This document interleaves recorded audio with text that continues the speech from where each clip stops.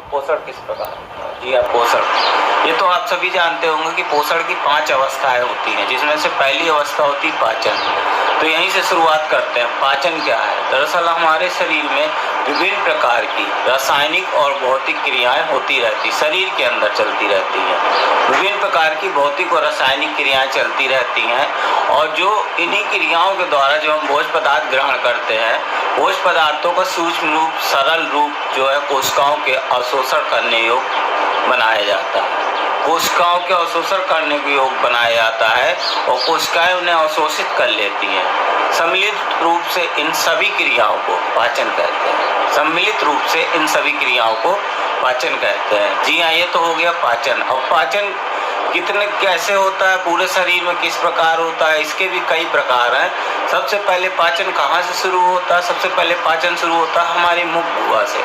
मुख गुहा में पाचन पहली हेडिंग यही होगी। आप यदि आप 9, 10, 11 और 12 के छात्र हैं तो बोर्ड से जुड़े क्वेश्चन में ये प्रमुख रूप से क्वेश्चन आता है कि पाचन क्या है, कितने प्रकार का होता है, और इसके बारे में ये पाचन कहाँ कहाँ से होता है। हमारे अमाशय में पाचन बताइए, मुख गुहा में पाचन बताइए, या फिर हमारे जो है ग्रास नली में पाचन किस प्रकार होता है। इस प्रकार क्वेश्चन आते रहते हैं। तो सबसे पहले शुरुआत करते हैं मुख गुहा में पाचन। जी हाँ, मुख गुहा में पाचन। हमारे मुख में दरअसल 4 प्रकार के दांत पाए जाते हैं। 4 प्रकार के दांत पाए जाते हैं, कृंतक, रत्नक, चवर्णक और अग्रचवर्णक। ये चारों प्रकार के दांत जैसे ही हम भोजन को मुख में रखते हैं तो भोजन को कुतरना, चीरना, फाड़ना चालू कर देते हैं और भोजन को बिल्कुल छोटे छोटे टुकड़ों में विभाजित कर देते हैं। भोजन को जब छोटे छोटे टुकड़ों में विभाजित कर दिया जाता है दांतों के द्वारा, तो हमारे मुख में एक विशेष प्रकार का लार पाया जाता है। जो हमारे मुख में जो ग्रंथियां होती हैं उनसे स्रावित होता रहता है ये लार। और इस लार की विशेषता ये होती है कि इस लार में टाइलिन नामक एक एंजाइम पाया जाता है। जी हाँ, टाइलिन नामक एंजाइम पाया जाता है, और ये टाइलिन नामक एंजाइम उस लार में उपस्थित रहता है जो भोजन में मिलकर भोजन को चिकना और लसदार बना देता है। और चिकना और लसदार भोजन जब बन जाता है तो भोजन आसानी से सरक कर ग्रास नली में पहुंच जाता है। लेकिन उससे पहले ये बता दूं कि हमारी मुख गुहा में ही पाचन शुरू हो जाता है। वो कैसे? वो इस प्रकार से कि जब लार में टाइलिन नामक जो एंजाइम पाया जाता है वो भोजन में उपस्थित मंड को शर्करा में बदलने की क्रिया चालू कर देता है। यहाँ से माइलेज की क्रिया चालू हो जाती है और मुख गुहा में पाचन की शुरुआत हो जाती है, जो आगे जाके धीरे धीरे भोजन और प्रकार से बढ़ता रहता है।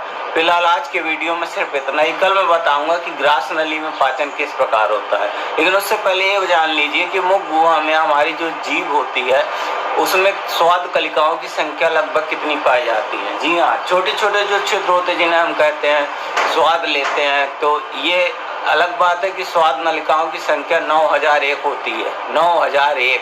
और जीभ के अलग अलग हिस्सों को बांटा गया जिनसे हम खट्टा, मीठा, कड़वे रूप को पहचानते हैं। आप सोचते हो हमने भोजन को मुंह में रखा और हमारी जीभ ने बता दिया कि मीठा है कि कड़वा।